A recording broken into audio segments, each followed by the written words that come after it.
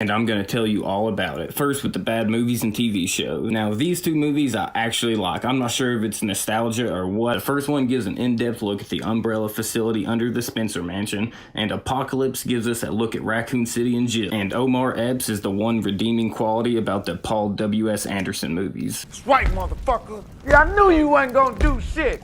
Punk son of a bitch! Extinction is where his Resident Evil movies went completely crazy, jumping instantly into a post-apocalyptic world where Alice has now been given mysterious powers, which only get more complex and confusing from here. Yes, we meet Claire in this movie, but she is so far removed from where you want to meet her at the beginning of her journey in Raccoon City that it feels like another pointless character. And speaking of the tower defense movie Afterlife, this is the first movie we properly meet Chris Redfield and Albert Wesker in the middle of nowhere. Retribution, Jesus, the beginning was boring, but once we get to Tower Defense Part 2 and we meet Leon and Barry, it at least gets a little better, with the Red Queen making her appearance from the first. I mean, it ends with the last of humanity bunkered down in the White House fighting off every BOW imaginable. The final chapter instantly skips over all of that, and it makes friends of Alice and the Red Queen as they go back to the hive under Raccoon to defeat Wesker. For a movie about stopping Wesker, somehow most of it becomes another Defend This Tower movie. Just what a generic ending to a mediocre film series. And the Netflix series is trash. Welcome to Raccoon City, I thought was the closest to getting it right. It starts with Claire looking for Chris. All I had to do was cut out Chris completely and just follow Claire as she survives Raccoon and meets up with Leon. And of course, this one came from Paul Anderson's production studio, so it kinda makes sense. Then there is Degeneration, Damnation, and Vendetta. Degeneration was okay. It follows Leon and Claire as they try to stop a terrorist from unleashing the T-Virus worldwide. Damnation is basically Resident Evil 4 but set in Russia.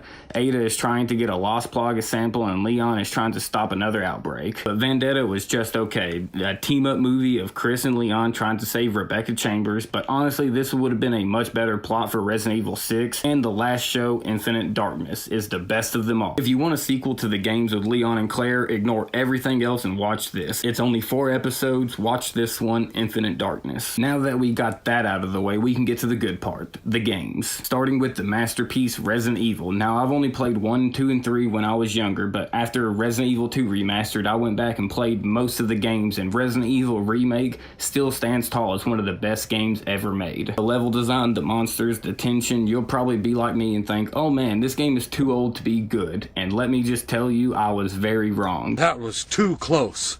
You were almost a Jill sandwich. Moving on to Code Veronica, it is a fun game, but all I can say is fuck this boss. Seriously. The Umbrella Chronicles and Darkside Chronicles are both on-rail shooters, great for lore, horrible games. The only redeeming part is we get to see what Leon and Krauser were up to before Resident Evil 4. Now this may be an unpopular opinion, but I think Outbreak 1 and 2 are some of the best classic Resident Evil games. Hanging out with friends and playing classic Resident Evil will just never get old to me. And then there are the 2 Revelation games. I played the first 2 hours and stopped. Just boring games with bad controls to me, nothing more. Resident Evil 0 I enjoyed, just thought it would have been much better as a co-op game instead of having to switch back and forth between the characters. And I'm just gonna put all these together. Operation Raccoon City and Resident Evil 6 are just bad games. While Resident Evil 6 was fun to run and shoot, when that is only 5% of the game, it makes the whole game bad. Operation had nothing good going for it. Resistance and RE-verse are not that far behind them, but to be fair, I went back to RE-verse and actually had a fun 15 minutes while playing it, so there's that. Resident Evil 5 is in my top 5 Resident Evil games of all time. The co-op of that game is just a good time, taking the RE4 mechanics and making them better. 7 and 8 saved the series. Following Ethan Winters, while I enjoyed the first-person perspective, it does make it harder going back to them after the wonderful remakes. Which with that, let's start with the 3rd remake. While I know fans didn't like it because of the cut content from the original, I barely remember it, so I came in with fresh eyes. My only complaint with the game is that I just wish I had more of the actual city to explore. Brother, this guy stinks! Resident Evil 2 Remake is just survival horror perfect. This game shares a lot of what I like about the Resident Evil Remake. Tension, atmosphere, gotta use bullets wisely, or just run and save ammo for the bosses, areas that loop back on themselves, and the origin of my favorite Resident Evil character, Leon Scott Kennedy. And since Resident Evil 4 and Resident Evil 4 Remake are the last 2, all I need to say is they are my top 2 favorite Resident Evil games. And with that being said, my top 5 list goes Resident Evil 4 Remake, Resident Evil 4, Resident Evil 2 Remake, Village, Resident Evil 5.